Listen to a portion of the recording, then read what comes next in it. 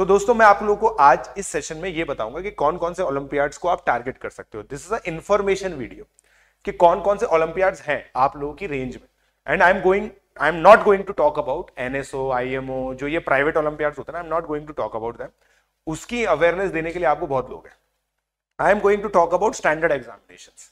ठीक है, सो मेरा नाम प्रशांत जैन है, all India rank 42, JEE 2008, BTech IIT Bombay, expert faculty of JEE, IOQM, ISNCMI, आईएनसीएचओ gold medallist, INPhO, NTSC qualified, taught 1 lakh plus students, author of multiple books.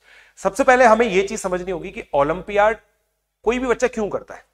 आप ये चीज देखेंगे रिसेंट ईयर्स के अंदर, स्पेसिफिकली फ्रॉम 2011, अगर कोई स्टूडेंट अर्ली स्टार्टर होता है ना, जैसे किसी का ओलंपियाड एक्सपोजर है, ऑब्जेक्टिव एग्जामिनेशन के साथ वो लड़ाई कर चुका है, जेईई एडवांस से पहले, जेईई मेन से पहले, तो वो बच्चा जेईई के अंदर टॉप रैंक लाने में काफी ज्यादा सक्षम होता है। काफी हाई कोरिलेशन है इन दोनों चीजों के अंदर कि बच्चे की टॉप रैंक है और वो अर्ली स्टार्टर है। मैं खुद अगर अपना एग्जांपल लूं, मैंने सबसे पहला ऑब्जेक्टिव एग्जामिनेशन जेईई में नहीं दिया था, मैंने एनटीएससी दिया था। एनटीएससी के लिए मैंने 9th और 10th प्रिपरेशन की। उस प्रिपरेशन के दौरान मुझे ये चीज पता चली कि मुझे क्या नहीं करना चाहिए। मैंने बहुत सारी गलतियां की। मैंने क्लासेस ढंग से अटेंड नहीं की, मैंने नोट्स ढंग से नहीं बनाए, मैंने होमवर्क ढंग से नहीं किया, मैं रिवीजन प्रॉपर्ली नहीं करता था, टेस्ट का एनालिसिस नहीं करता था। ये सब चीजें मेरे अंदर लैकिंग थी, जिस वजह से मैं इतना अच्छा परफॉर्म नहीं कर पाया एनटीएससी के अंदर जो मैं डिजर्व करता था। मेरी ऑल राजस्थान रैंक 74 आई और एनटीएससी स्टेज 2 में क्लियर भी नहीं कर पाया।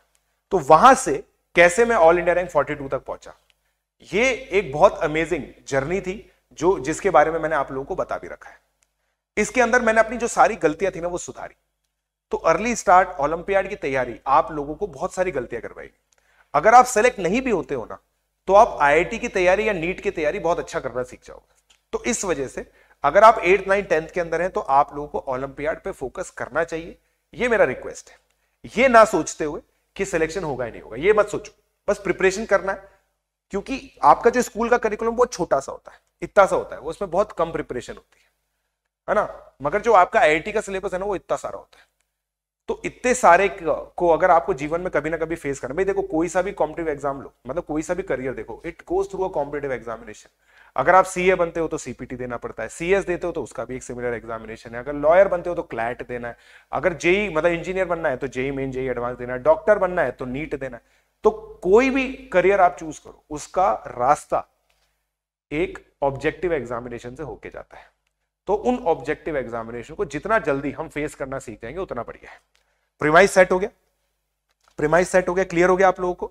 आप लोगों को क्लियर हो गया दोस्तों? क्लियर हो गया? I will be talking about my IOQM course as well. ठीक है, सो सबसे पहले I am going to talk about 8th and 9th class students. 8th and 9th class students, ठीक है। आप लोगों के पास दो मेन एग्जामिनेशन है डिपेंडिंग ऑन योर बैंडविड्थ। आपके पास कितनी बैंडविड्थ है? अगर आपके पास दोस्तों बिल्कुल भी बैंडविड्थ नहीं है ना, मतलब आप मान लो रोज रेगुलर स्कूल जाते हो और किसी भी कोचिंग के साथ जुड़े हुए नहीं हो, और आप ऐसा मान लो कि आप थोड़े से ये है कि आपके अंदर ओरिएंटेशन है कि यार मुझे कुछ अच्छा पढ़ना है अपने स्कूल के अलावा, ये एक इनहेरेंट इंटेंट होना चाहिए, इंटरेस्ट होना चाहिए। अगर आपके पास वो इंटरेस्ट है ना, then you can go for IOQM course. ठीक है, आईयूक्यूएम कोर्स क्या होता है? Indian olympiad qualifier of mathematics. ये फर्स्ट स्टेज होती है इंटरनेशनल मैथमेटिक्स ओलंपियाड की। आप लोगों ने सुना होगा कि सब्जेक्ट्स के थ्रू भी आप इंडिया को रिप्रेजेंट कर सकते हो। तो इंटरनेशनल मैथमेटिक्स ओलंपियाड जो रियल आईएमओ है ना, उसका जो फर्स्ट स्टेज होता है वो आईयूक्यूएम होता है। It is an objective examination. ये एक ऑब्जेक्टिव एग्जामिनेशन है, 30 क्वेश्चंस आते हैं इन 3 आवर्स। इसका मतलब पेपर बहुत डिफिकल्ट होता है। इसके पेपर की जो डिफिकल्टी वो जेईई से भी ज्यादा टफ होती है। तो इसलिए जो प्रिपरेशन है ना इसकी, वो बहुत अमेजिंग होती है, बहुत एक्साइटिंग होती है, बहुत मतलब एडवेंचरस होती है। ठीक है, तो इसका पूरा एक कोर्स है मेरा, मतलब सबसे ज्यादा मेरा ही कोर्स इसके अंदर देखा जाता है। तो 8th और 9th के अंदर अगर आपके पास बैंडविड्थ क्रंच है ना, तो आप एवरी डे 2 to 3 आवर्स देके ये कोर्स कर सकते हो। अब इस कोर्स के लिए क्या फ्री रिसोर्सेज हैं, क्या पेड रिसोर्सेज हैं, ये कोर्स लार्जली रिकॉर्डेड ही देखना चाहिए। मेरा मानना यह है कि ये कोर्स रिकॉर्डेड देखना चाहिए, क्योंकि इसके लेक्चर्स की डिफिकल्टी बहुत हाई होती है। अब लेक्चर्स की डिफिकल्टी क्योंकि हाई होती है ना, तो आप लोग बहुत ज्यादा एक बार में समझ नहीं पाओगे, खासकर जो 8th और 9th क्लास के स्टूडेंट्स हैं।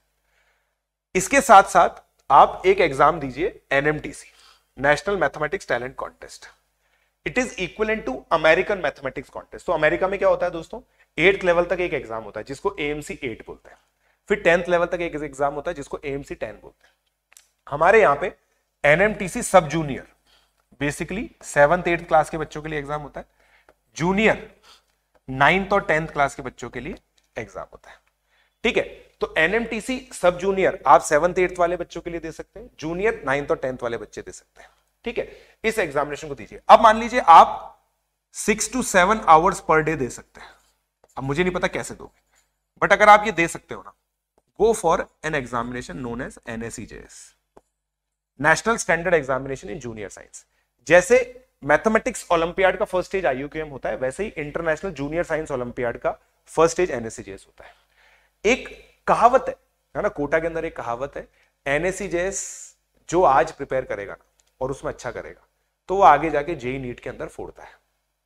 ठीक है, बहुत सारे कोरिलेशन है इसके अंदर। जैसे मैं आपको बताता हूं, मेरा जो फर्स्ट हैंड एक्सपीरियंस है 2015 के अंदर, यश पवन ले, ये 3 स्टूडेंट्स हैं, यश पवन ले, ये 3 स्टूडेंट्स हैं जिनका IJSO गोल्ड आया था, गोल्ड गोल्ड गोल्ड। फिर इन्होंने आगे जाके IIT का एग्जाम दिया, ले की ऑल इंडिया रैंक 6 आई, जितना नहीं ऑल इंडिया रैंक 9 आई थी, पवन की ऑल इंडिया रैंक 4 आई, यश की ऑल इंडिया रैंक 42 आई। ये तीनों बच्चे टॉप 50 में रैंक लेके आए, ये तीनों बच्चे टॉप 50 में रैंक लेके आए।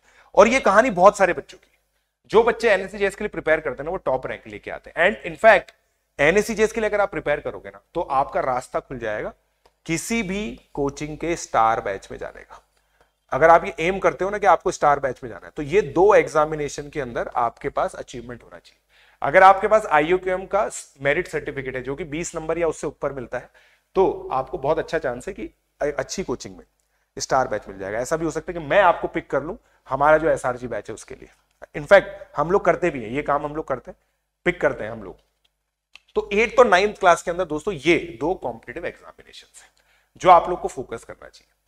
अब इन दोनों में से एक ही करना चाहिए दोस्तों, ऐसा मेरा मानना है। अगर आप NSEJS की तैयारी कर रहे हो तो IUQM मत करो। NSEJS के अंदर दोस्तों फिजिक्स, केमिस्ट्री, बायोलॉजी आएगी। मैथमेटिक्स यहाँ पे 11th क्लास तक की आ जाती, यहाँ पे PCB आती है टिल 11th, इसलिए बहुत ज्यादा डिमांडिंग हो जाता है।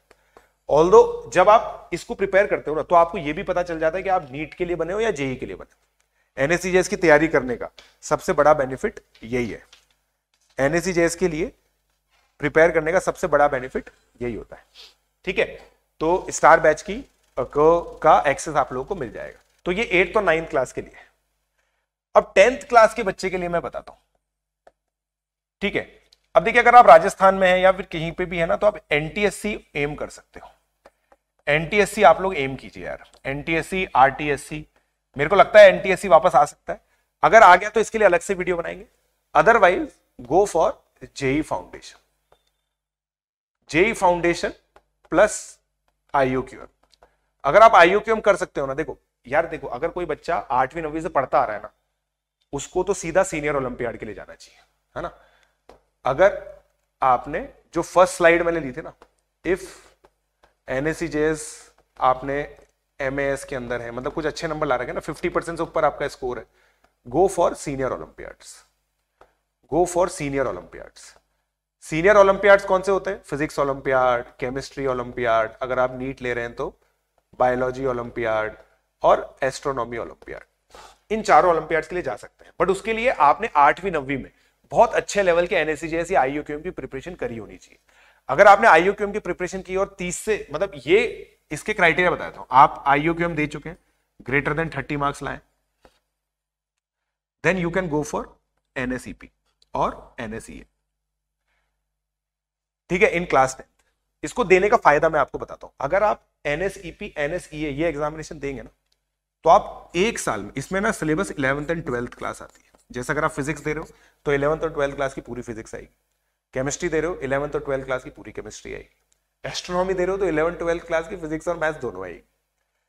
तो इससे क्या होना, एक बहुत शानदार आपको एक अर्ली स्टार्ट मिल जाती है। एक पूरा का पूरा सब्जेक्ट आपकी 11th स्टार्ट होने से पहले खत्म हो जाएगा, बट इसके अंदर भी आपको 8 आवर्स पर डे का इनपुट लगेगा एक एग्जाम में, in one exam.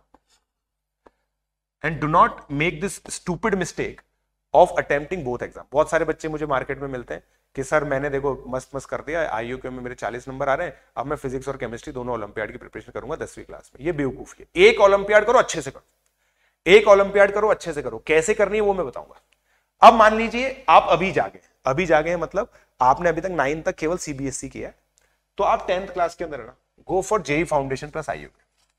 JEE foundation के अंदर क्या होता है बेसिकली, आप जैसे जो भी आपके 10th क्लास के चैप्टर्स है ना, 10th क्लास के चैप्टर्स क्या हो गए, क्वाड्रेटिक ये आपके 10th में आएगा, सीक्वेंस एंड सीरीज ये आपके 10th में आएगा, पॉलिनोमियल्स, फिर ट्रिग्नोमेट्री, ये 3 चैप्टर ना इनका 11th क्लास पढ़ लीजिए। ये 11th क्लास फ्री में अवेलेबल है आप लोगों के पास यूट्यूब पे मेरे कोर्स के अंदर, है ना। इसी चैनल पर इन तीनों की फुल जेई के लेक्चर्स आपको अवेलेबल है। ये 3 चैप्टर बस आप पढ़ लीजिए, और आईयूक्यूएम के अंदर नंबर थ्योरी प्लस ज्योमेट्री, ये 2 चीजें पढ़ लीजिए आईयूक्यूएम की।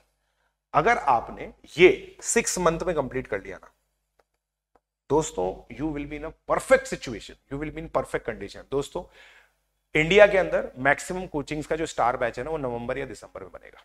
आप 10वीं क्लास में, तो आपको 11वीं 12वीं के लिए जो स्टार बैच है ना, उसमें नवंबर दिसंबर में लिया जाएगा। अक्टूबर में आईयूकेएम का एग्जामिनेशन है, ये एग्जाम की तैयारी कीजिए। उसका जब एंट्रेंस एग्जाम देंगे ना, सबसे ज्यादा मैथमेटिक्स ट्रिकी होगी। अगर किसी को मैथ आती है ना, आप खुद सोच के देखो ना, अर्ली स्टार्ट का मतलब मैथ्स ही होता है, मैं तो ये मानता हूं। क्यों? आप फिजिक्स के अंदर पहला चैप्टर क्या पढ़ते हैं?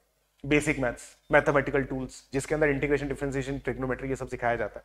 तो भाई अगर मैथ्स आपने ढंग से पढ़ ली तो पहला चैप्टर पढ़ने की जरूरत नहीं, सीधा काइनेमेटिक्स पढ़ो। फिजिकल केमिस्ट्री के अंदर क्या होता है? Mole concept, structure of atom. Mole concept में क्या होता है? यूनिटरी मेथड, 1 में इतना है तो 2 में कितना होगा, 3 में कितना होगा, कितने मॉलिक्यूल होते हैं, कितने एटम्स होते हैं, यही तो होता है। उसमें ऐसा थोड़ी होता है पीरियोडिक टेबल की बिल्कुल डेप्थ पूछ लेते हैं। 20 तक के एटम्स का आपको मास वगैरह सब पता होना चाहिए, आपका काम हो जाता है। मेनली तो मैथमेटिक्स ही। तो मैथमेटिक्स की जो अर्ली स्टार्ट होती है ना, वो सबसे इंपॉर्टेंट होती है। करेक्ट? करेक्ट। अब बहुत सारे स्टूडेंट्स के लिए क्या ना, ये बहुत ओवरवेलमिंग हो जाता है कि सर मैं ये कैसे समझूंगा, क्या करूंगा। तो इसके लिए ही दोस्तों एक मेंटरशिप प्रोग्राम होता है। इसी के लिए मेंटरशिप प्रोग्राम होता है। अगर आप लोग देखिए दोस्तों, आपके पास खुद के पास मेंटरशिप है, आप अपने हिसाब से कर सकते हैं, तो ये सब चीजें कर लीजिए, कोई दिक्कत नहीं है। बाकी आप लोग मेरे साथ जुड़ सकते हैं। सिंपल पीजे लाइव कोड यूज करके आप लोग प्रोडिजी बैच का सब्सक्रिप्शन ले लीजिए। प्रोडिजी बैच के अंदर दोस्तों मेरे साथ 9 to 10th मूविंग स्टूडेंट भी जुड़ रहे हैं। उनको इसीलिए जुड़ रहे हो क्योंकि उनको 1 साल का एडवांटेज चाहिए, right. They want advantage of 1 year. वो मेरे साथ पूरा मैथ्स पढ़ते रहेंगे। उनका रोल क्या होगा? नवंबर तक मेरे साथ मैथ्स पढ़ेंगे, फिर किसी स्टार बैच में अप्लाई करेंगे, या तो मेरे स्टार बैच में आ जाएंगे, किसी और के स्टार बैच में। हर साल बच्चे यही करते हैं, हर साल कम से कम। जैसे मैं आपको बता दूं, एनएनजी, अगर आप लोगों ने इनका नाम सुना हो, निपुण निकुंज सिंगल, निपुण निकुंज गोयल, ये 2 बच्चे, दोनों जुड़वा भाई हैं। एक की 100 परसेंटाइल आई है, एक की 99.997 परसेंटाइल आई है। ये दोनों बच्चे इसी प्रोग्राम में मेरे साथ जुड़े थे, इसी प्रोग्राम में प्रीमियम बैच के दौरान जुड़े थे। 10th में जुड़ गए थे। पूरा 1 साल इन्होंने मेरे साथ पढ़ाई की, अर्ली स्टार्ट ली, जो एक ऑफलाइन कोचिंग है उसमें स्टार बैच के लिए अप्लाई किया, इनका हो गया। उस समय तक अनअकैडमी का स्टार बैच था नहीं, वरना ही अनअकैडमी के स्टार बैच में होता है, जैसे अभी अंशुमन हमारे स्टार बैच में। क्लियर? तो ये चीज है दोस्तों, राइट राइट। तो ये चीज हो गई, इंपॉर्टेंट समझ में आ गई ना, ये चीज कर सकते हो। और इसके लिए ना देखो दोस्तों, आप लोगों ने सब्सक्रिप्शन लेने के बाद यहां पे स्क्रीनशॉट शेयर कर देना। डिस्क्रिप्शन में लिंक अवेलेबल है ही सही मेरे सारे कोर्सेस का, ठीक है। अब अगर आप 11th क्लास में हो ना दोस्तों, 11th क्लास के अंदर, तो मैं आपको क्राइटेरिया बताता हूं। अब मान लो आप तो अभी जागे 11th क्लास के अंदर। अब 11th क्लास के अंदर अगर आपकी प्रिपरेशन अच्छी चल रही है, मान लो ग्रेटर देन 70% आप स्कोर कर रहे हो जेई एडवांस के अंदर, और ग्रेटर देन 80% आप स्कोर कर रहे हो जेई मेन के टेस्ट के अंदर, ये 300 में से होता है, ये 360 होता है यूजुअली। अगर आप ऐसा कर रहे हो अपनी जिस भी कोचिंग के अंदर हो, आप ये कर रहे हो, तो भाइयों सिंपल, आप लोग कोई एक ओलंपियाड पकड़ लो, जो सब्जेक्ट आपको अच्छा लगता है। आप फिजिक्स केमिस्ट्री मैथ्स तीनों स्टार्ट करोगे, जो सब्जेक्ट आपको अच्छा लगता है ना, उसको आगे का पढ़ना चालू कर दो। कैसे होती है प्रिपरेशन मैं बताता हूं। आप मैथमेटिकल टूल्स करोगे, एनएलएम काइनेमेटिक्स करोगे। जैसे फिजिक्स में आओगे ना आप एनएसीपी, तो आप मैथमेटिकल टूल्स पढ़ो, काइनेमेटिक्स पढ़ो, एनएलएम पढ़ो। इसके बाद है ना 11th के साथ साथ 12th भी चालू कर दो। अगर आप प्लस सब्सक्रिप्शन पर हो तो मैं आप लोगों को बताऊंगा कौन कौन से कोर्सेज आप लोगों को करने हैं। मैं आपको प्रोएक्टिवली बताऊंगा, डोंट वरी अबाउट इट। मैं आपको खुद प्रोएक्टिवली बताऊंगा कि कौन सा कोर्स आप लोगों को करना है, ताकि फिजिक्स ओलंपियाड के लिए आपकी तैयारी हो सके। इसका बेनिफिट भी क्या है कि आपका 11th क्लास के अंदर एक पूरा सब्जेक्ट कंप्लीट हो जाएगा अर्ली स्टार्ट। देखो अगर आप ये कर रहे हो ना, इसका मतलब आप किसी भी एवरेज बच्चे से बढ़िया कर रहे हो ना, किसी भी एवरेज बच्चे से बढ़िया कर रहे हो। अगर आप किसी ऑफलाइन के अंदर जुड़े हुए हो ना और स्टार बैच में, तो ये सब तुम्हें सोचना ही नहीं है, ये सब हम सोच लेंगे तुम्हारे लिए, या फिर जो भी आपके मेंटर है ना वो सोच लेंगे। क्लियर हो गया? ठीक है, तो अगर आप ये करो, ये कंडीशन ध्यान रखना दोस्तों, ये कंडीशन मत भूलना, हर एक बच्चा ओलंपियाड के लिए नहीं होता है, हर एक बच्चा ओलंपियाड प्रिपेयर नहीं करना चाहिए। मेन फोकस, अगर आपकी आईआईटी की प्रिपरेशन अच्छी नहीं चल रही ना, कोई फायदा नहीं है ओलंपियाड करने का। आपको क्लियर हो गया? ये कंडीशन ध्यान रखना, ये कंडीशन ध्यान रखना दोस्तों। क्लियर हो गया?